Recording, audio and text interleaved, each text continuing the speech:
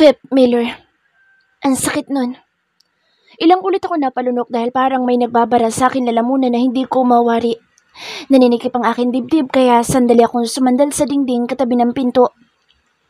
Ang swerte mo, bruha ka kapag nagkataon. Dinig ko ang impit na pagtili ni ate na siyang mas lalong nagpapasikip sa akin dibdib. Alam mo ba na binigyan niya ako ng bulaklak sa garden? Tapos ginamit niya pa yung mga bata para mapalapit sa akin. He's so sweet. Ang saya-saya ko talaga. Siya lang ang lalaking nakapagpakilig sa akin ng ganito. At tumili na naman siya dahil sa tuwa. Napahawak ako sa akin dibdib at mabilis na pinunasan ng mga luhang hindi ko na malayang nagunahan na sa paglabas sa aking mga mata. Hindi ko alam kung bakit ako umiiyak habang nakikinig sa kanilang usapan. Ang alam ko lang ay nasasaktan ako ngayon.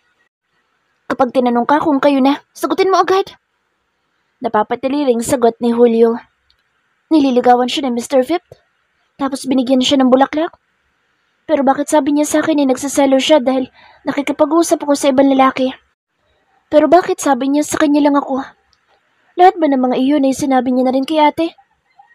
Sa tingin ko mahal ko na siya. Dahil simula nung araw na iyon palagi ko na siyang iniisip. Tapos natatawa na lang ako. Shit, kahit katarayan ko hindi umuubra sa kanya.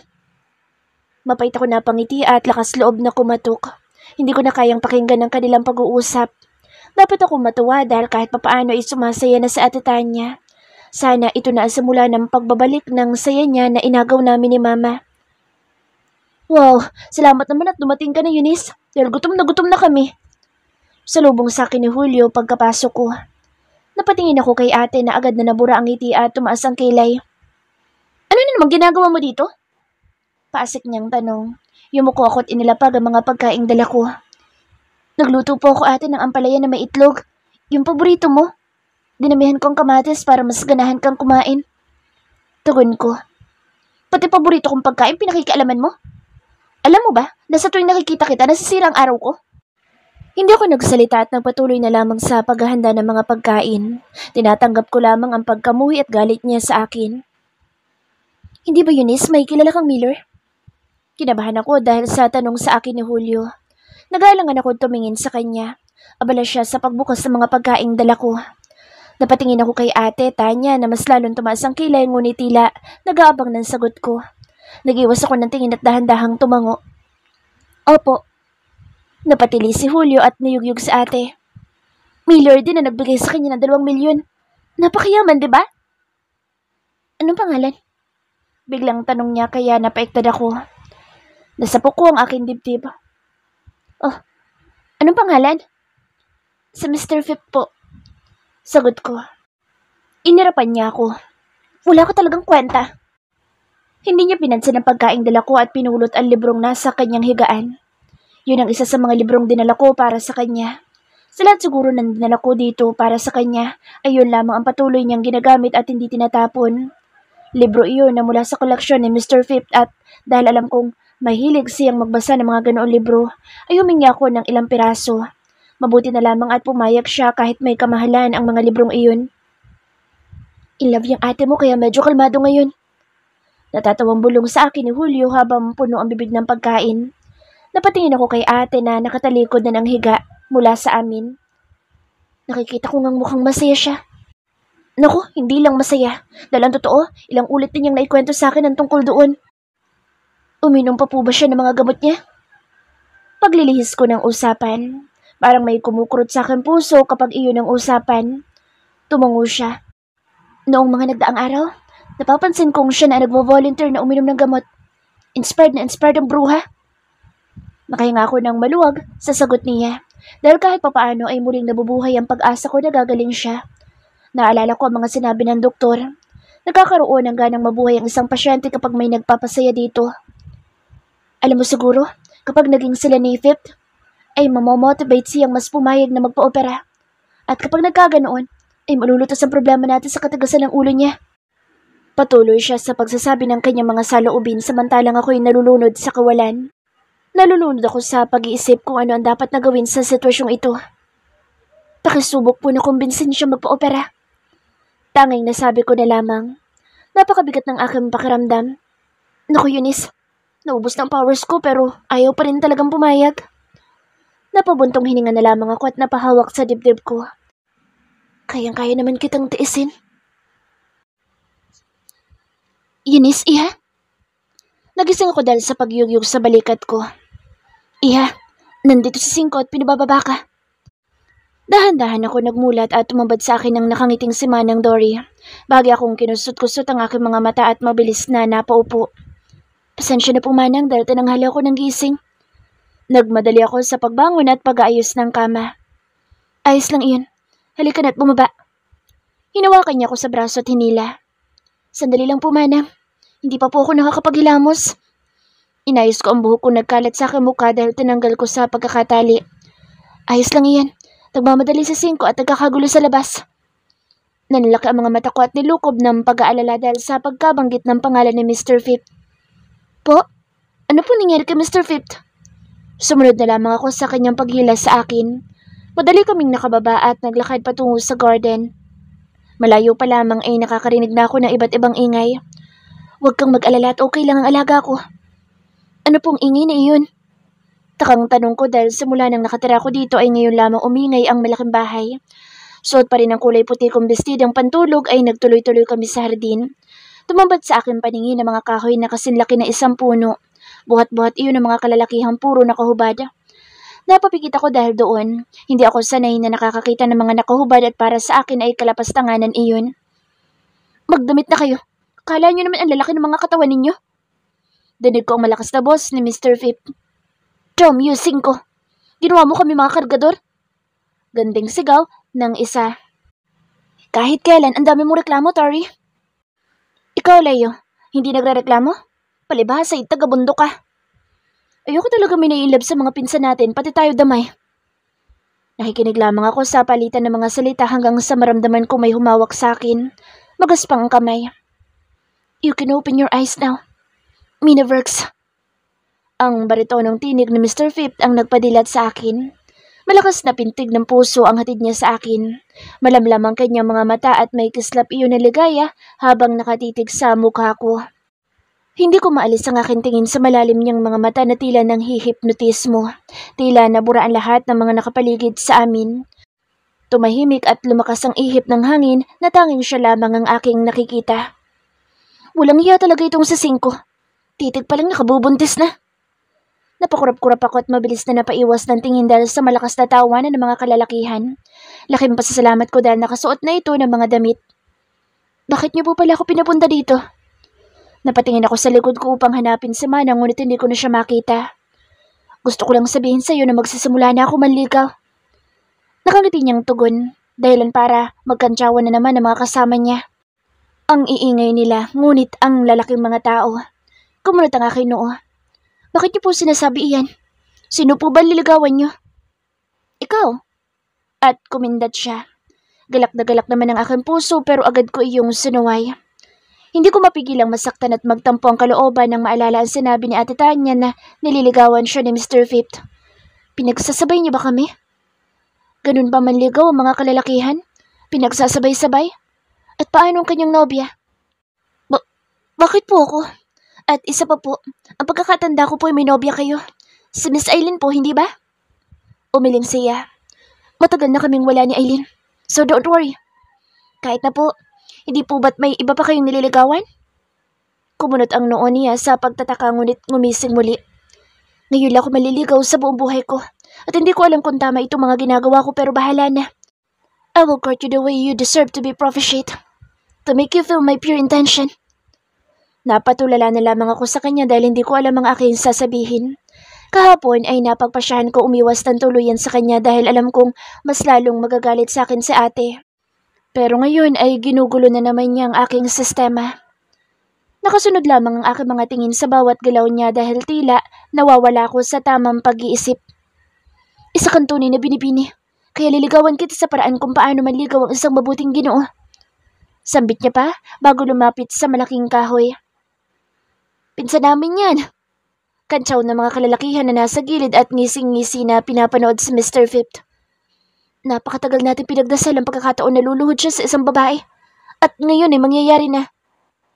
Panay ang kanilang tawanan samantalang ako'y nakatingin lamang sa kanya. Pinulot niya ang palakol na nakasandal sa kahoy at kusang napangiti ang aking mga labi nang magsimula siyang magsibak ng kahoy. Magsisibak ako ng kahoy kahit kaya kitang bilhan ng rice cooker, oven at electric stove. Mas lalo ko napangiti dahil sa kapilyuhan niya. Nagpatuloy siya sa pagsisibak at sinisiguro niyang pantay-pantay ang mga iyon gamit ang itak matapos niyang palakulin ang mga malalaking parte. Madali siyang pinagpawisan lalo tirik ang araw. Sinubukan ko siyang pigilan ngunit patuloy siya sa pagtanggi kaya kumuha na lamang ako na maaari nilang inumin. Nagtimpla ako ng orange juice at naglabas ng chocolate cake. Seryoso? Sa'yo yan? Napatingin ako sa isa niyang pinsan dahil sa seryosong pagsasalita nito nang mailapag ko ang merienda nila. I'm Vince. Dugtong niya. Ngayon lang yan nagkaganyan. Number 1 basher. Hater yan ni Cupido pero ngayon, lover na.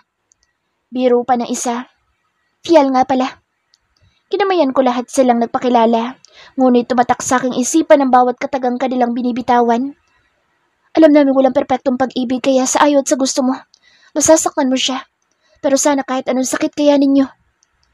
Ngumiti ito sa akin at tumingin kay Mr. Phip na abala pa rin sa pagsisibak.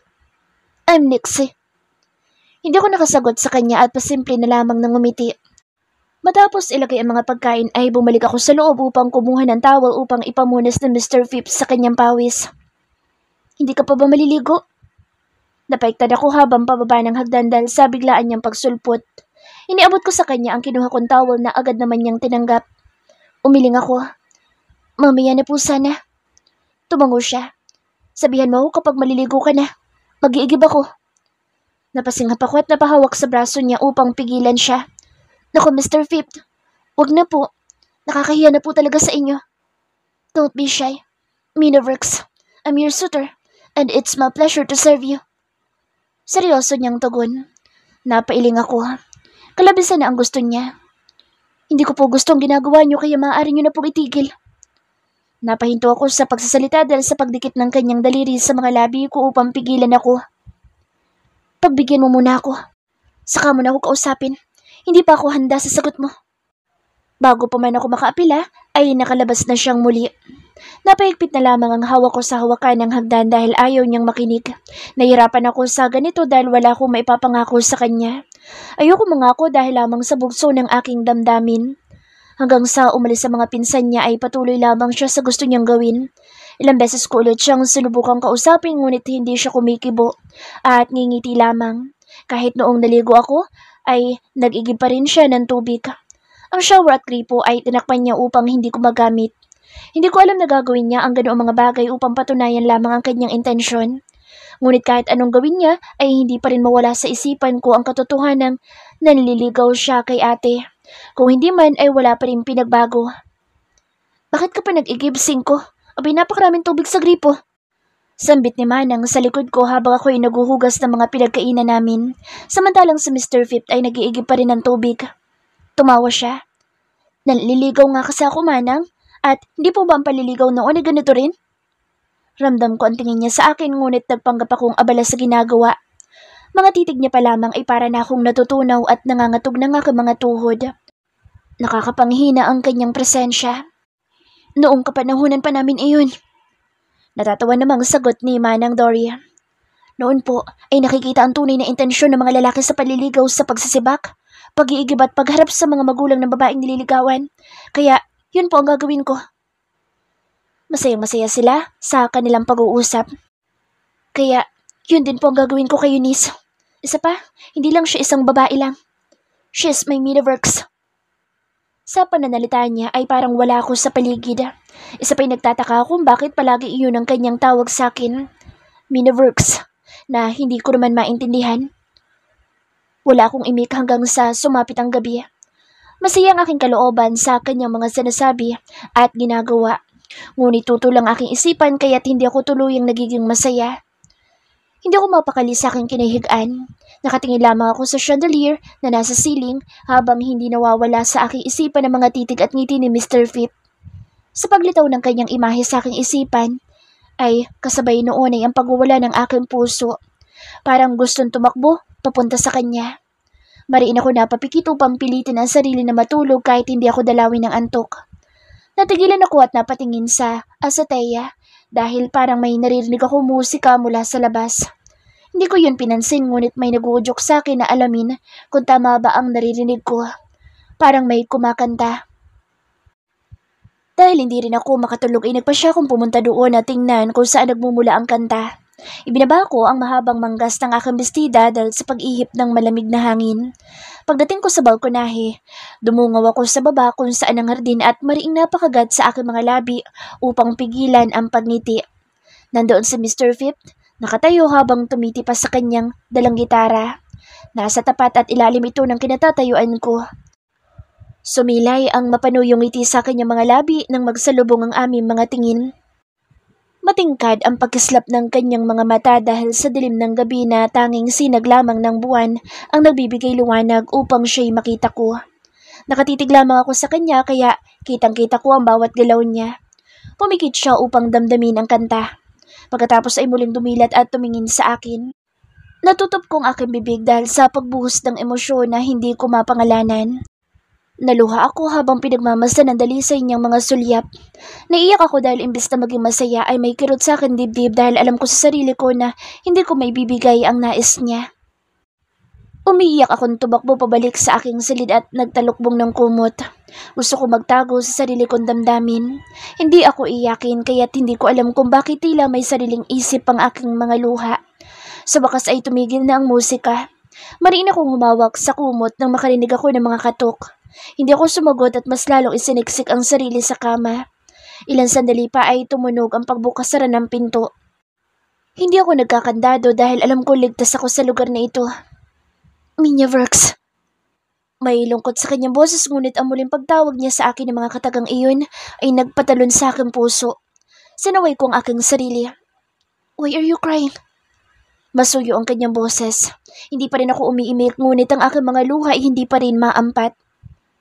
I won't ask anything. Sabi niya pa. Basta huwag ka lang magtago sa kumot na iyan para hindi ka pagpawisan. Wala akong nagawa nang tanggalin niya ang kumot. You can talk to me. You did not like the song? Kasama sa panliligaw ang pangaharana kaya kinantahan kita. Hindi ako tumingin sa kanya. Yumuko ako at pinunasan ang aking muka. Gusto ko po. Usal ko. So bakit ka umiiyak? Akmang hahawakan niya ako sa muka pero umiwas ako. Nakita ko nalungkot siya pero ngumiti pa rin. Lakas loob akong tumingin sa kanya. Wala pa akong maibabalik sa inyo. Hindi ko po maibibigay ang gusto niyo. Nakatitig ako sa kanya habang binibitawan ko ang mga salitang iyon. Ang sakit na dumaan sa kanyang mga mata ay siya ring sakit na kumidlit sa dibdib ko. Wala po kayong aasahan sa akin kaya po sana'y tumigil na kayo. Sabi ko. Buong lakas ng loob ko ang inipon ko upang hindi muling mapaluha sa harap niya. Ilang sandali siyang nakatitig sa akin bago tumangot ngumiti. I understand. I expected that. That will be your answer. Pasensya na po. Hindi ko matagalan ang kanyang sulyap. You don't need to be sorry. And please stop crying. I don't want to see you in tears.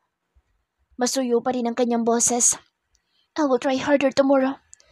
I will accept your answer for now but I will make sure that you will say yes for the next days. In fact, I'm not asking for your response, so it is not counted as rejection. Hinalikan niya ako sa noo. I will continue courting you, so please, ready yourself, Minya Works. Good night. Hindi na ako nakasagot hanggang sa makalabas siya. Doon ko lamang namalaya na pinipigil ko pala ang aking paghinga. Tanya's person-over voice. Pahiram ako ng mga makeup mo. Inagaw ko ang makeup kit na dala ni Julio pagkapasok niya sa kwarto ko. Nagmamadali akong itinaktak lahat ng iyon sa higaan ko. Hoy bruha, bakit ba aligaga ka sa makeup na yan? Malakas niya akong tinapik sa braso kaya sinamaan ko siya ng tingin. Kailangan ko magpaganda. Taas kilay na sagot ko sa kanya bago muling bumalik sa pagkalkal na mga gamit niya. At bakit? Nagawa mo pang kumarengking sa lagay mong yan? Hindi ko na siya pinansin at nagpatuloy sa paglalagay ng makeup sa mukha ko. Ano magandang shade ng lipstick? Nude ba? O yung dark color? Humarap ako sa kanya. Nailing siyang lumapit sa akin at tinigit ang baba ko kaya natapi ko ang kamay niya. Dahan-dahan naman. Asik ko. Pinitik niya ang noo ko. Ako na magme-makeup. Mas siguradong gaganda ka. Ang harot mo talagang babae ka. Pinagbigyan ko siya dahil alam kong totoo ang sinabi niya. For sure, mas lalong may emphasize ang ganda ko kapag siya ang nag-makeup. Tulad noong wala pa akong sakit kapag gumigimi kami. Bakit mo ba naisipang mag-makeup? Kapag nakita ito ni Doc Ismael, magagalit na naman yun. Inirapan ko siya. Ganitong araw kasi pumupunta si Pip dito sa ospital kaya gusto kong magpaganda para mas mahulog pa siya sa akin.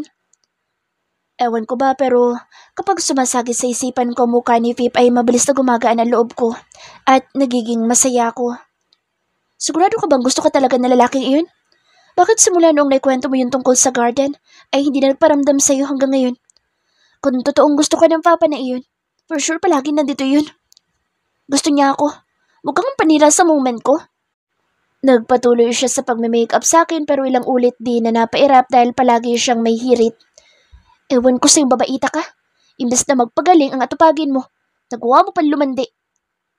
Hindi ko na napigilan ng inis kaya sinabunutan ko siya. Saktong tapos na niya ako make-upan.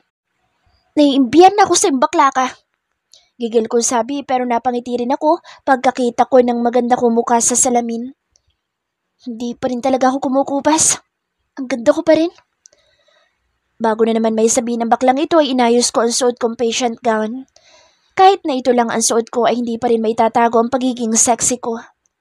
Bago ako makabalik, kailangan nakaalis ka na. Sabi ko at tumayo. Hindi ka mag-wheelchair? Pahabol na tanong niya pero hindi ko pinansin. Nagtuloy-tuloy lang akong palabas. Hindi ko naman talaga kailangan ng wheelchair. Napaka-arte lang talaga ng mga nurse dito dahil hindi daw ako pwedeng mapagod. Hindi naman ako lumpo. Tinataasan ko ng kilay ang bawat tao makakasalubong ko na tumitingin sa akin. Inggit lang sila dahil ang papangit ng mga mukha nila. Dumiretso ako sa garden at nagtingin-tingin sa paligid pero wala ko nakita ni anino ni Fifth. Tahimik lang din ang paligid. Naglakad ako papuntang bench at doon tumambay. For sure this time, he will come. Ilang araw na rin ako naghihintay sa pagdalaw niya pero ngayon pakiramdam ko talaga pupunta siya. Halos oras ang hinintay ko sa garden hanggang sa malawak ako mapangiti dahil nakita ko ang paglapit niya sa isang nurse. Sabi ko na nga ba't hindi mo ko matitiis? Kinikilig na bulong ko sa sarili. Mabilis kong inayos ang suot ko at ang buhok kong nilagyan ko rin ng design. Naglakad ako palapit sa kanya. Fifth. Mas lalo lumawak ang ngiti ko nang tumingin siya sa akin. Ngumiti siya. Tanya. Nakapamulsa siyang lumapit sa akin at tumitig sa mukha ko. Wow, you're so beautiful. Hindi ko mapigilang mapakagatlabi dahil sa tuwa na napansin niyang napakaganda o nagpaganda talaga ako. Busy ka ba? Sandali siyang napaisip habang hindi pa rin nawawala ang ngiti sa mukha niya. Masayahin talaga siyang tao. Medyo, pero kung may kailangan ka, I can make time for you. Ano yun? Bakit napakagwapo ng lalaking ito? Hindi naman ganito ang tingin ko sa kanya nung una pero ngayon, halos lahat na makita kong tao, mukha niya nakikita ko. Nagsiselebrate na ang buong katawan ko dahil sa sagot niya. Pwede mo ba akong ihatid sa kwarto ko? Kumunot ang kanyang noo at nakita ko ang pag-aalala sa mga mata niya. Pagod ka na ba? Bakit hindi ka nag-wheelchair? Agad akong tumango at pasimpleng humawak sa ulo ko para sabihin niyang masakit ang ulo ko. Oo nahihilo ko sa paglalakad. Inilang hakbang niya lamang ang pagitan namin dalawa at hinawakan ng noo ko. Bubuhatin na kita papunta sa kwarto mo. Tangulang isinagot ko dahil pakiramdam ko'y mapapaamin ako agad-agad na gusto ko siya at sinasagot ko na siya. Napahawak ako sa leeg niya nang buhatin niya ako, bridal style. Pinagtitinginan kami ng mga tao kaya tuwang-tuwa ang mga hormones ko sa katawan. Tinarayan ko ang isang nurse na malagkit ang tingin kay Fifth. He's mine, bitch!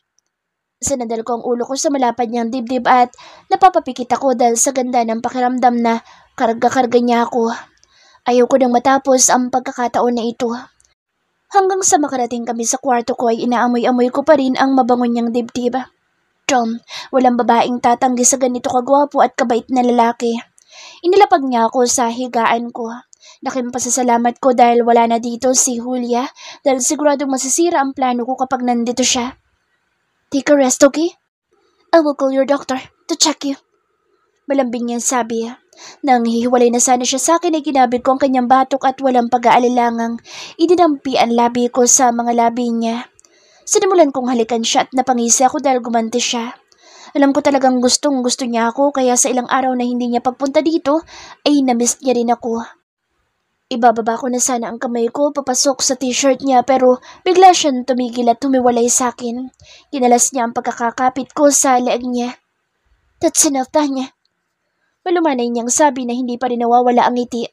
Napangisi ako at hahawak na naman sana sa kanya nang pigilan niya ang mga kamay ko at hindi iyon binitawan. Sorry for kissing you back. Mas lalo ako napangisi. No problem. Pinagbigyan na kita dahil alam kong gustong gusto mo rin iyon. We can have sex if you want. Itinaas baba ko mga kilay ko at kumindat sa kanya. I can do any position. Just name it. Umiling siya. Don't say that. Bakit ayaw mo ba?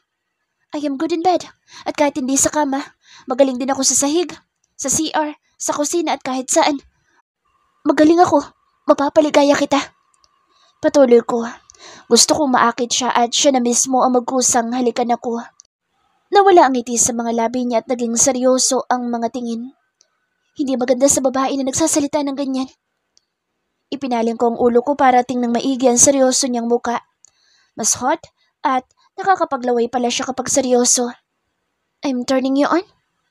I'm making you horny? Nagtagis ang mga bagang niya na ngayon ko lang nakita. Binitawan niya ang mga kamay ko. I need to go. Seryosong sagot niya. Tumaas ang kilay ko at bago pa man siya makatalikod ay niyakap ko na siya sa bewang. You can have me now, Fifth. Kahit hindi mo na ako ligawan. Tumingin lang siya sa akin. Bumitaw ako sa kanya at hinubad ang damit ko na tanging pante at brasier na lang ang itinira ko. Nabuhayan ang loob ko nang titigan niya ako mula ulo hanggang paa at ibinalik ang tingin sa mukha ko. Wala pang lalaking nakatiis sa akin. Lahat sila'y bumibigay sa alindog ko lalo kapag naghubad na ako. I'm sexy. Super sexy as hell. This is all yours. Kinagat ko ang labi ko upang dagdagan ng pang-aakit sa kanya pero lahat ng pag-asang nasa loob ko ay naglahong parang bula nang kunin niya ang damit ko at itinakip sa hubad kong katawan. Don't do this to yourself, Tanya. Sabi niya. Hindi ko napigilan ang iritasyon ko dahil sa mga kilos at pinagsasasabi niya. Don't you get it? Gusto kita at alam kong gusto mo rin ako. So, bakit pa natin pahihirapan mga sarili natin kung pwede namang maging tayo agad? Inis na sagot ko. Hindi ito ang inaasahan ko mga sasabihin niya sa akin sa kabila ng ipinakita niya sa akin sa simula pa lang. Umiling siya. Sorry, Tanya. But I don't like you. Nakatingin siya sa mga mata ko nang sabihin ng mga iyon. What? Hindi ko napigilan ang pagtaas ng boses ko. Are you insulting me? Ikaw ang naliligaw dito at hindi ako. Kumunot ang noon niya at kita ko ang pagtataka niya. Sorry pero hindi ko naalalang naligaw ko sa'yo. Dahil sa inis ay sinampal ko siya.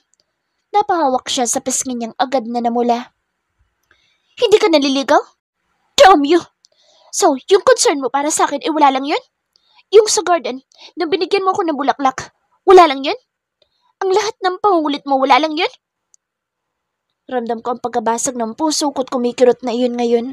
Gusto kong umiyak pero walang luhang lumalabas sa mga mata ko. Nag-iwas siya ng tingin at tumango. Ginawa ko yun dahil gusto kitang maging kaibigan. Lahat ng mga pasyente dito ay kinakaibigan ko. Walang ibig sabihin lahat ng mga ginagawa ko. I'm sorry for giving you wrong signals. Naikuyom ko ang mga palad ko. Pero gusto na kita.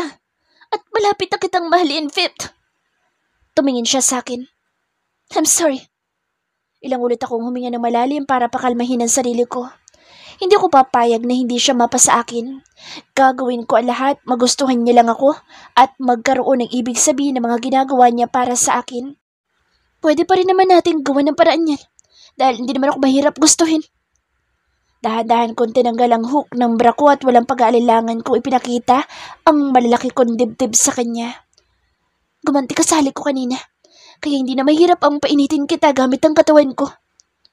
Humakbang akong palapit sa kanya hanggang sa dumikit ang dibdib ko sa dibdib niya. Napaungol ako dahil sa tigas ng malapad niyang dibdiba. Napapikit ako dahil sa init na nagsisimulang mabuo sa aking puson. Ngunit napadilat ako nang maramdaman ko ang pagdampi ng tela sa katawan ko. Nalalaka ang mga matang tumingin ako sa kanya. Naninibago ako sa ngiti niya at ang masuyong kislap ng emosyon sa kanyang mga mata. Salamat sa panunukso mo dahil nalinawan ako kung ano nga ba talagang gumugulo sa isip ko. Kung siguro noon pa tayo nagkakilala at ginawa mo ito, siguradong hindi ka magdadalawang salita dahil aangkinin agad kita. Inayos niya ang pagkakabalot ng damit sa katawan ko. Pero pasensya na talaga. Iba na ang sitwasyon ko ngayon eh. Nagbabago na ako. Sawa na ako mababae dahil iisang babae na lang ang gusto ko. Napatulala na lamang ako sa kanya. I already have a woman and she's too precious to be hurt. I don't want to hurt her because I love her. Mas lalo akong nawasak dahil sa pagmamahal na nasa mga mata niya habang sinasabi ang mga salitang iyon. I am a retired playboy now and I don't want to play her hurt. She's so fragile to be played. Inayos niya ang buhok ko at tinap ako sa ulo.